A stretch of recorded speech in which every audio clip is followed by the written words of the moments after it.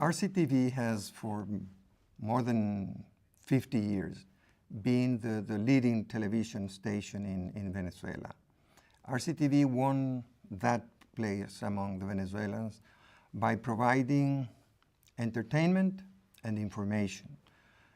Particularly in the field of information, RCTV was a pioneer. We had the first television news program in Venezuela, as we had had before in radio. So people would always refer to RCTV when they heard some news. And if they wanted to check if it was true or not, they would wait for the news program of RCTV, which was the leading news program in Venezuela for many, many years. After the advent to power from Lieutenant Colonel Chavez, things began to get very difficult for independent journalism. Because the president was always threatening independent journalists, threatening media directors, threatening media owners. So little by little, people started self-censoring themselves. I have never believed in self-censorship.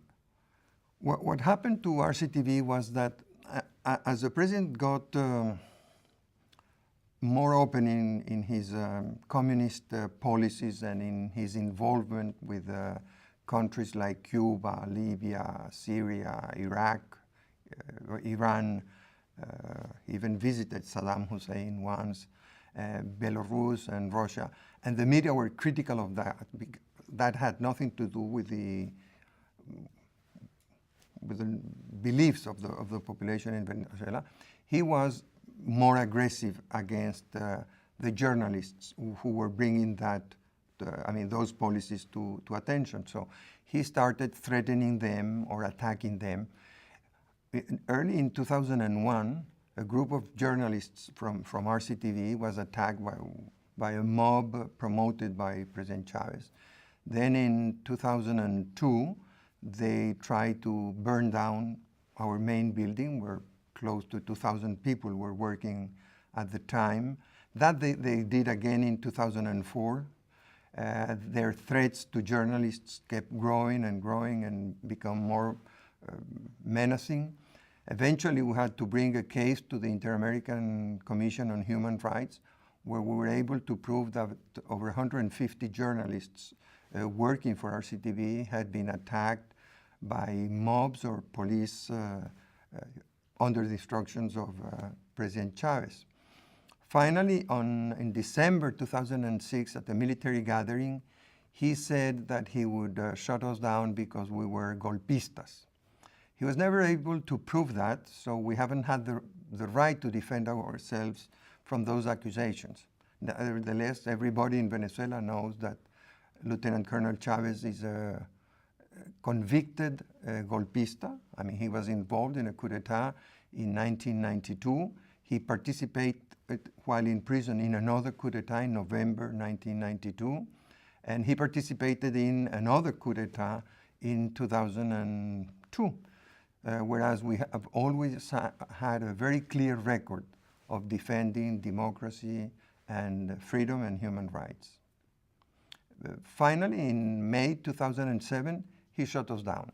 2 days before that, on May 25, all our installations, more than 70 stations all over the country, were invaded by military forces with no orders, with no legal procedure, with no decision from a judge or a public officer, but they took, by force, they took our stations on May 25. And then on May 27, our license was canceled and all our signals were shut down.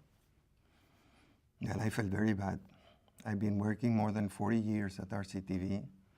It's been the work of my life. I had, some shareholders to respond to, more than 3,000 employees, several hundred clients, providers, suppliers. I felt very bad. I thought, well, what are we going to do next?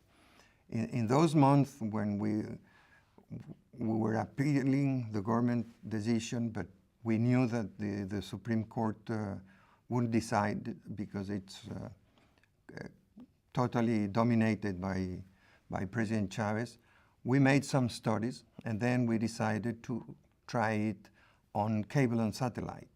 Nobody had ever done it anywhere in the world, something like that, to transform an open air television, terrestrial television station with all the resources it needs into a cable and satellite operation.